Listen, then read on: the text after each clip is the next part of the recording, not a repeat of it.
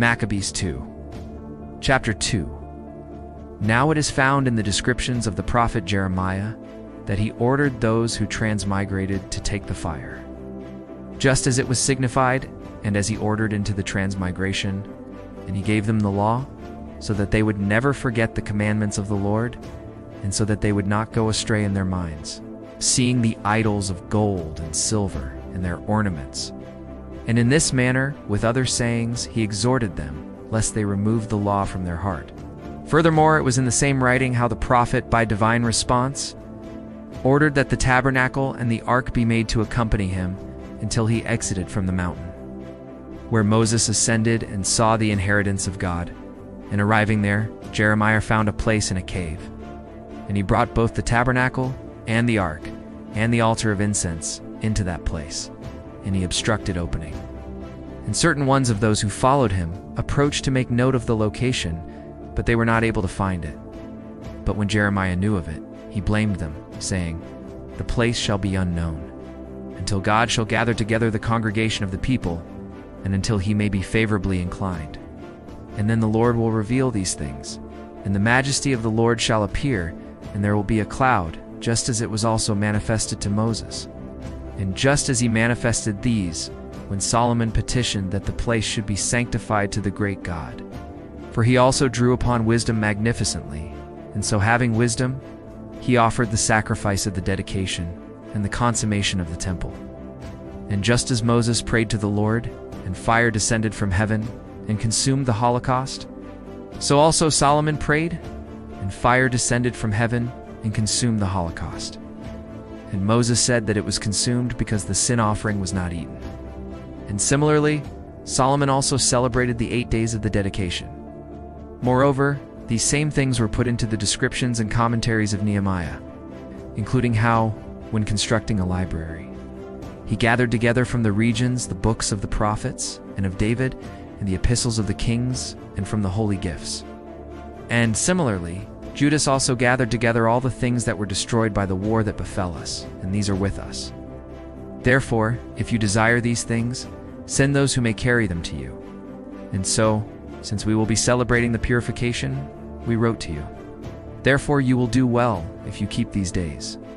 But we hope that God, who has freed his people and has rendered to all the inheritance, the kingdom and the priesthood and sanctification, just as he promised in the law, will quickly have mercy on us and will gather us together from under heaven into the holy place. For he has rescued us from great perils, and he has purged the place. The truth about Judas Maccabeus and his brothers, and the purification of the great temple, and the dedication of the altar, and also about the battles which pertain to Antiochus, the illustrious, and his son Eupator, and about the illuminations which came from heaven to those who acted on behalf of the Jews with fortitude, was such that they, though few, vindicated the entire region, and put to flight a multitude of the barbarous, and recovered the most famous temple in the whole world, and freed the city, and restored the laws that were abolished. For the Lord, with all tranquility, was acting favorably toward them. And similar things as have been comprised in 5 books by Jason the Cyrenean, we have attempted to abridge into 1 volume.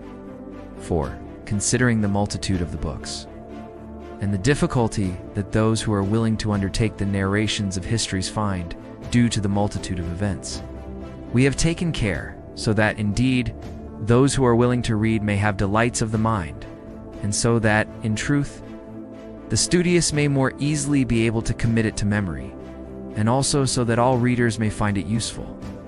And indeed, we ourselves, who have taken up the task of abridging this work, have no easy labor. For, in truth, more correctly, we have assumed an activity full of vigilance and sweat. Just as those who prepare a feast also seek to be attentive to the will of others, for the sake of the gratitude of many, we willingly undertake the labor. Indeed, leaving to the authors the truths about particular details, we instead have been devoted to this form, striving to be brief. For, just as the architect of a new house will have concern for the entire structure, and, in truth, he who takes care to paint it will seek out what is fitting to adorn it, so also should such things be considered by us. Moreover, to collect knowledge and to order words, and to discuss every particular point attentively is the duty of the author of a history. Yet truly, to pursue brevity of speech and to shun the extension of matters is conceded to an abbreviator. Therefore, here we will begin the narration. Let so much be sufficient to say in preface, for it is foolish to go on and on before the account when the account itself is succinct.